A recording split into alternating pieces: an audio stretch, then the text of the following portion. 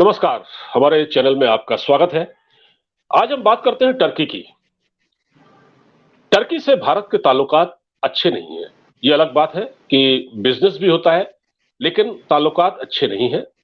अटल बिहारी वाजपेयी जब हमारे देश के प्रधानमंत्री थे, तब एक कोशिश हुई थी कि संबंध बेहतर हो, लेकिन ऐसा नहीं हो पाया। हालांकि एक वक्त था जब टर्की से हमारे बहुत अच्छे ताल्लुकात थे, तब टर्की एक सेक्युलर कंट्री हुआ करता था। लेकिन अब वो बीते जमाने की बात हो गई है।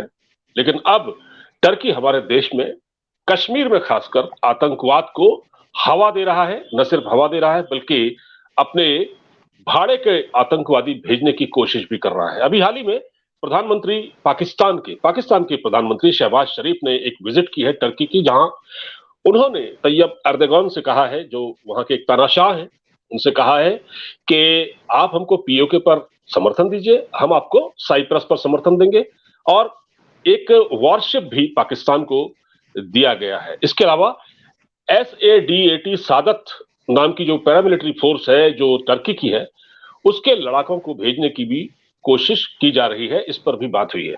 इस पूरे मुद्दे पर, इस गंभीर मुद्दे पर बातचीत करने के लिए मेरे साथ आज हमेशा की तरह मौजूद है आपके जाने पहचाने रॉ के एक्स ऑफिसर NK सूद साहब, जो कि रक्षा विशेषज्ञ भी हैं। सर, आपका स्वागत है। जी नमस्कार, शुक्रिया। सर, ये इंट्रो में मैंने सारी बात कह दी। अब टर्की से भारत के ताल्लुकात तो अच्छे नहीं हैं, और टर्की हमेशा भारत को हर फोरम पर नीचा दिखाने की कोशिश कर रहा है। करता ही अलग बात है कि टर्की की अर्थव्यवस्था बुरी तरह ध्वस्त हो चुकी है, बल्कि पाकिस्तान से भी बदतर स्थिति में है टर्की अगर देखा जाए। लेकिन टर्की का जो खलीफा है तैयब एर्दोगन, उसके गुस्ताख इरादे अभी भी कायम है, और वो भारत को नीचा दिखाने की कोशिश करता है हर फोरम पर।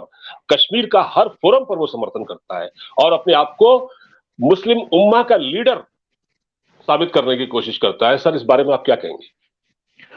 देखिए, टर्की ने जो मेन कश्मीर के ऊपर इंटरफेयर करने का काम शुरू किया था, जब इमरान खान पाकिस्तान के प्राइम मिनिस्टर थे 2019 में, उसने इशू रेज किया कश्मीर का UN के अंदर।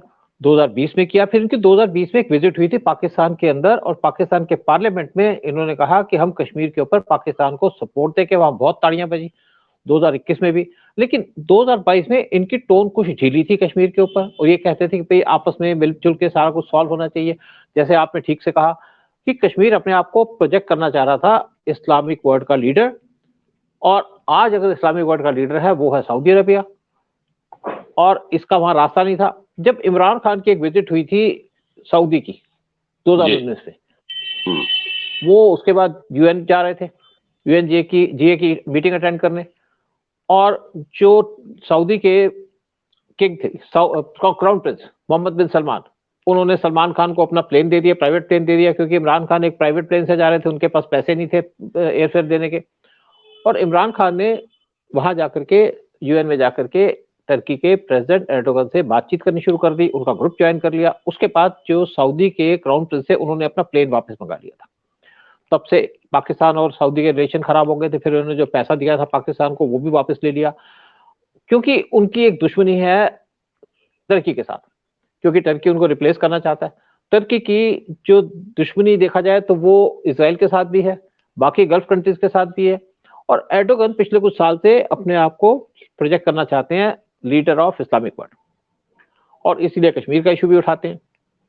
इससे पहले 2018 के अंदर एक PFI के लीडर्स रहमानी, वो अपनी टीम के साथ टर्की गए थे। उनकी टर्की के जो इंटेलिजेंस एजेंसी है MDI, उनके साथ मीटिंग हुई। साथ एक मीटिंग हुई IHH, जो एक मिलिटेंट ऑर्गेनाइजेशन है टर्की की, जो मिलिटेंट्स को दूसरी कंट्रीज में भेजती है, स्पेशली इराक और सीरिया के अंदर, और वहां पे सारी डिस्कशन हुई। इस डिस्कशन की पूरी डिटेल्स तो अवेलेबल नहीं है, लेकिन ये जरूर बात है कि वो PM मोदी को नहीं चाहते कि वहां के इंडिया के प्राइम मिनिस्टर बने, इलेक्शन में 2019 में जीते, लेकिन PM मोदी जीत गए। और एर्दोगन जैसे इंडिया को हमेशा टारगेट करते हैं, और ये दोबारा से उनकी एक वहां पे एफर्ट है। उस टाइम 2020 में एक बात हुई थी कि टर्की ने एक अनाउंसमेंट किया था कि वो इंडिया के अंदर मिलिटेंट भेजना चाहता है, और हर एक मिलिटेंट को $2000 देगा पर मंथ, और काफी उन्होंने तैयारी भी की हुई थी। और इसीलिए वो आज पाकिस्तान को सपोर्ट कर रहा है। पाकिस्तान दूसरी तरफ से बर्बाद हो चुका है, लेकिन पाकिस्तान भी बाज नहीं आएगा। जहां तक टर्की की बात करते हैं, जैसे आपने ठीक से कहा कि टर्की की इकोनॉमिक कंडीशन बहुत खराब है।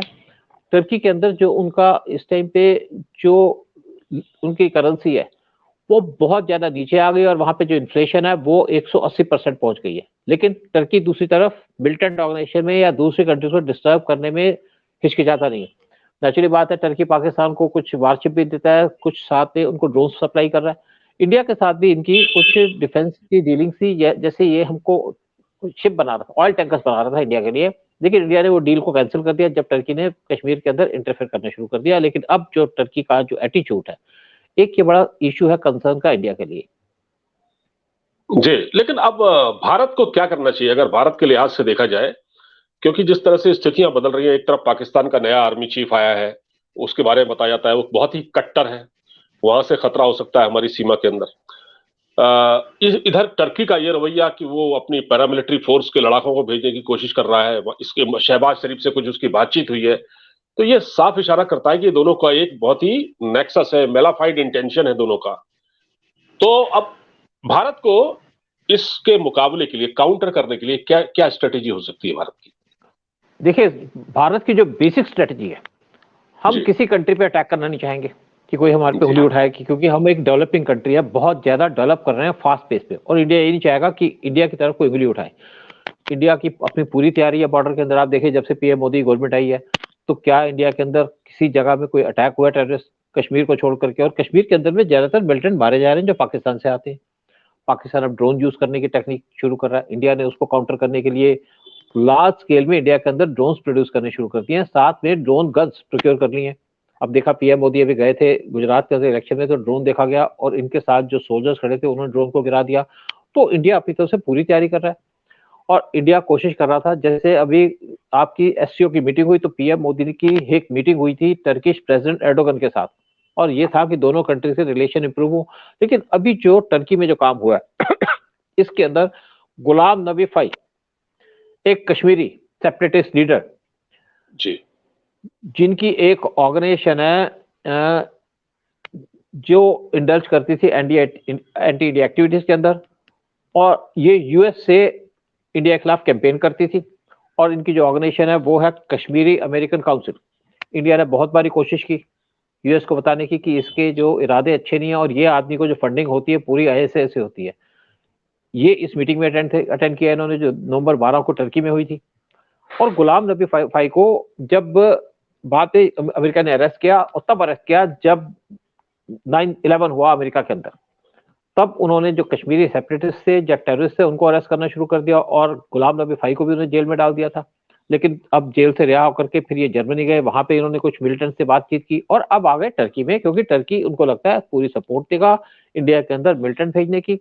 जहां तक इंडिया की जो क्या स्ट्रेटेजी हो सकती है, इंडिया की स्ट्रेटेजी यही है कि हम नेचुरली बात डिफेंसिव रहेंगे, और जैसे आपने देखा कि पुलवामा हुआ तो इंडिया ने बालाकोट किया, और अगर कोई पाकिस्तान की तरफ से या टर्की की तरफ से कोई भी अगर अटैक होता है तो इंडिया उसको काउंटर करेगी। एक और बात मैं कहूंगा कि जब Turkish president UN general assembly की मीटिंग अटेंड करने गए थे, तो उन्होंने कश्मीर इशू रेज किया था, तो उस टाइम पे इंडिया के प्राइम मिनिस्टर पीएम मोदी, उन्होंने मीटिंग की थी ग्रीस के साथ, साइप्रस के साथ और आर्मेनिया के साथ, क्योंकि ये तीनों कट्टर दुश्मन है टर्की के, और उन्होंने एक मैसेज दिया था इनको।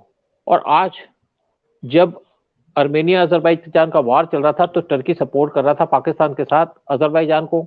इंडिया ने उस टाइम पे सपोर्ट किया आर्मेनिया को, लेकिन इंडिया ज्यादा सपोर्ट नहीं कर पाया, क्योंकि इंडिया उस टाइम पे चाइना के साथ बॉर्डर में एनगल्फ था। लेकिन इंडिया ने उसके बाद काफी कुछ एमुनिशन दी है आर्मेनिया को, और आर्मेनिया इंडिया के साथ टैकल करना चाहता है, इंडिया के साथ रिलेशन अच्छे करना चाहता है। आर्मेनिया एक पुरानी रशियन रिपब्लिक कंट्री है और क्रिश्चियंस हैं। जी दूसरी तरफ ईरान एक इस्लामिक कंट्री है, वो भी आर्मेनिया के साथ खड़ा था, क्योंकि उसके साथ आर्मेनिया के साथ बहुत अच्छे रिलेशन है। तो जो भी आज काम कर रहा है टर्की को, इंडिया को ओवर ऑफेंसिवली टर्की को टैकल करना पड़ेगा उसको। साथ में जहां तक पाकिस्तान की बात करें, पाकिस्तान कभी भी बाज नहीं आएगा इंडिया के खिलाफ कोई भी अपना कोवर्ट यानी कि एक जो चालबाजी खेलने के लिए, और इंडिया हमेशा उसके लिए अलर्ट है, क्योंकि हम कोई ऐसा एटीट्यूड नहीं करेंगे कि हमें कोई कहे कि आप अग्रेसर है। आप देखिए, जब 1971 का वार हुआ था तो इंदिरा गांधी ने भी इंतजार की थी कि पाकिस्तान 3 दिसंबर 1971 को इंडिया के ऊपर अटैक करे, जबकि इंडिया को पता था पाकिस्तान अटैक करेगा, और वो होने दिया ताकि पाकिस्तान को अग्रेसर डिक्लेयर किया जाए। और यहाँ पे भी अगर कोई मिलिटेंट अटैक होगा तो इंडिया उसको काउंटर करेगा 1 से 10 टाइम पे, जैसे इन्होंने बालाकोट के अंदर किया था। जी। अच्छा, ये एक बड़ी खतरनाक सिचुएशन है, जैसे आप बता रहे हैं कि एक पीएफआई का लीडर भी वहां गया था, और मैंने यहाँ तक सुना है कि जो कश्मीर के जो हमारे जो कश्मीर है, वहां से भी स्टूडेंट जाते हैं या टर्की में पढ़ने के लिए, और टर्की की अलग अलग यूनिवर्सिटी में वो दाखिला लेते हैं, और वहां उनको रेडिकलाइज किया जाता है, वहां उनको इंडिया के खिलाफ उनकी नफरत भरी जाती है, और उनको फ्यूचर के लिए तैयार किया जाता है। तो ये सारे काम टर्की कर रहा है अपने वहां, तो टर्की चाहता क्या है आखिर सर? देखिए, टर्की अपने आप को, जैसे ये मुस्लिम्स का क्या एजेंडा है, ये मुस्लिम सिर्फ सारी कंट्रीज के अंदर डिस्टर्बेंस फैलाने का काम करते हैं। आप इंडिया देखिए, इंडिया बड़ी शांति से बैठा था। इंडिया के अंदर कितने साल तक मुगलों का या बाकी इन्वेडर्स आए, क्यों आए? इंडिया को लूटने के लिए आए। और यहाँ पे एक इनका एजेंडा है, यानी कि हिंदुस्तान को डिस्ट्रॉय करना, हिंदूज को डिस्ट्रॉय करना, यही मुस्लिम का एजेंडा है। आज बाकी गल्फ कंट्रीज अलग है, लेकिन टर्की पाकिस्तान के साथ मिलकर यही काम कर रहा है। और देखिए, दूसरी बात क्या है कि इवन आपने कहा कि कश्मीर से लोग जाते थे, आजकल कश्मीर से लोग कम जाते हैं टर्की में। अदरवाइज मेन जो लोग जाते हैं वो जाते हैं केरला से, और केरला से लोग जाते हैं टर्की। वहां से इनका ब्रेन वॉश किया जाता है, और वो जाते हैं वहां पे पढ़ने के चक्कर में और हायर स्टडीज के लिए। उनसे प्रॉमिस किया जाता है कि यहाँ पे आपको पैसा मिलेगा, जॉब मिलेंगे, और वहां जाके इनको रेडिकलाइज किया जाता है। कुछ को अफगानिस्तान भेज दिया जाता है, कुछ को सीरिया भेज दिया जाता है। आपको याद होगा कि एक गुरुद्वारे में अटैक हुआ था अफगानिस्तान के अंदर तालिबान के आने के बाद, शायद तो वहां पे एक केरला का जो इंडियन था वो भी मारा गया था।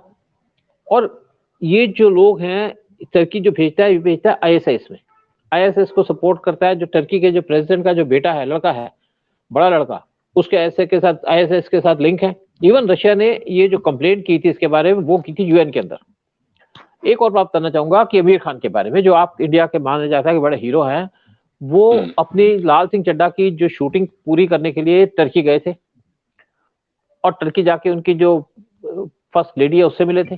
इससे पहले जो उनकी पहली मीटिंग हुई थी टर्की में जाके, वो हुई थी एर्डोगन के साथ, तैयब एर्डोगन के साथ। और जो आमिर खान है, इसका ग्रेट ग्रैंडफादर यानी कि मदर की तरफ से जो इनके परनाना है, वो थे इंडिया के पहले इंफॉर्मेशन ब्रॉडकास्टिंग मिनिस्टर मौलाना अब्दुल कलाम आजाद। और वो पीएफआई उनके जन्मदिन के टाइम में अपने जितने भी उनके लोग हैं वो उनको प्रमोट करती है और उनको मानती है उनका अपना मसीहा, कि वो उनके लीडर हैं जिन्होंने उनको गाइड किया। और आमिर खान का देखिए, टर्की इंडिया के अंदर जो मेन सपोर्ट करता है, फंड भेजता है, वो थ्रू वेरियस एनजीओ भेजता है। और आमिर खान की भी एक एनजीओ पानी करके। तो इंडियन एजेंसीज आज पूरी वॉच रख रही हैं आमिर खान के ऊपर भी, कि इनकी क्या एक्टिविटीज है, क्या रोल है इनका। क्योंकि आप किसी भी बॉलीवुड के अंदर जो लोग बैठे हैं, जितना मर्जी उन्होंने इंडिया के अंदर अचीव किया हो, उनकी लॉयल्टी हमेशा इंडिया के साथ ही। जब इजराइल के प्राइम मिनिस्टर यहाँ आए थे तो उससे मिलने के लिए तीनों खान ने मना कर दिया था। तो इसीलिए इंडिया के लोग या इंडिया इनको पसंद नहीं करता, और आज इनको तभी बॉयकॉट की लिस्ट में डाला हुआ। जावेद अख्तर नहीं गया था मिलने के लिए उनसे? जब हाँ, वो देखिए, वो नहीं गया। जावेद अख्तर रेगुलरली पाकिस्तान जाते हैं। इनकी पाकिस्तान के अंदर कोई शायरी या प्रोग्राम होते हैं, वहां पे इनको बुलाया जाता है, और उसके वहां पे जाकर के ये क्या करते हैं, क्या नहीं मिलते, मैं नहीं जानता, क्योंकि एजेंसीज के पास पूरी रिपोर्ट होगी। लेकिन जावेद अख्तर पाकिस्तान कभी सेटल नहीं होंगे। इंडिया के अंदर छोटे छोटे इश्यूज में क्रिटिसाइज करते हैं, लेकिन आजकल वो बैकफुट पे हैं, क्योंकि उनको सोशल मीडिया पे टोटल ट्रोल किया जाता है। जब यहाँ पे बुर्का का कैंपेन हुआ था, तब भी जावेद अख्तर ने स्टेटमेंट दी थी, लेकिन लोगों ने उनको ट्रोल किया। उनकी अपनी लड़की तो आधे कपड़े पहन के घूमती है, इसी बात पे उनको लोगों ने ट्रोल किया कि अपनी लड़की को संभालो भाई, आप बुरके की बात करते हो क्लासरूम के अंदर, आपकी लड़की तो टोटल सोशल मीडिया पे आके आधे कपड़े पहन करके घूम रही होती है, उसको रोकिए। ये तो है। लेकिन सर, ये तैयब एर्दोगान के साथ ये कैसा ये बीमारी है इस आदमी के साथ? इनकी अर्थव्यवस्था बिल्कुल चौपट है, और ये अपने आप को अरब वर्ल्ड का खलीफा बनना चाहता है, और ये मतलब ये कहने का है कि ये हर तरह से पाकिस्तान का साथ कश्मीर मंच पर, कश्मीर के लिए हमेशा ये खड़ा रहता है, चाहे यूएन में हो या कहीं भी हो। और इसके अलावा हिपोक्रेसी देखिए कि इनकी ये अपनी यूएई के साथ इनके ताल्लुकात है। अब यूएई के और सऊदी अरब के साथ इनके अच्छे संबंध हैं, और पाकिस्तान के जो इमरान खान है वो इनका साथ देकर बर्बाद हो गए। उनको क्या मिला? देखिए बेसिकली मैं बताऊं ना, देखिए पाकिस्तान वालों को तो खैर ऊपर से पैदल है ना, यहाँ से पैदल है इनके जितने लीडर्स हैं, चाहे इमरान खान लगा लो चाहे शहबाज शरीफ लगा लो। अब देखिए इनके बेसिकली देखा जाए तो यूएई के साथ या सऊदी के साथ, यूएई सऊदी इकट्ठे हैं, इनके अच्छे रिलेशन नहीं थे, लेकिन पीछे इन्होंने अपने रिलेशंस को ठीक करने की कोशिश की सऊदी ने।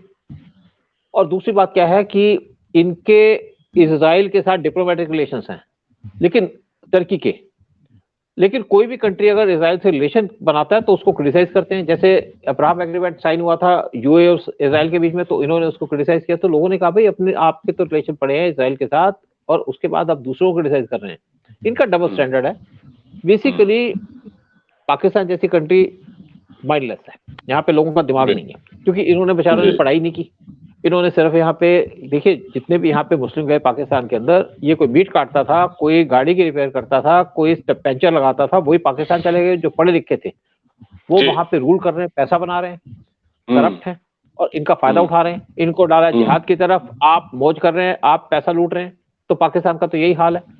टर्की लेकिन बड़ी एक, आप देखिए मैं बताऊं कि मैं जब ईरान में था तो ईरान के लोग जब यूरोप जाते थे टर्की के थ्रू जाते थे और टर्की जाकर के अपना हिजाब उतारते थे। ईरान टर्की एक बड़ी डेवलप कंट्री थी उस टाइम में, लेकिन एर्डोगन ने टर्की को बर्बाद कर दिया गलत रास्ते पे चल के। जी बिल्कुल ठीक कहा आपने। और अब भारत में भी वो आतंकवाद को हवा देने की कोशिश कर रहा है। देखते हैं अब भारत सरकार इसको किस तरह से टैकल करती है। हालांकि हमारे फॉरेन मिनिस्ट्री इस काम में लगी हुई है और हम साइप्रस को भी समर्थन दे रहे हैं, अर्मेनिया को भी समर्थन दे रहे हैं और टर्की का मुकाबला इसी रणनीति के साथ किया जाएगा। सर आप हमसे जुड़े, बहुत बहुत धन्यवाद आपका इस मसले पर हमसे बातचीत करने के लिए। जय हिंद सर। जय हिंद, नमस्कार।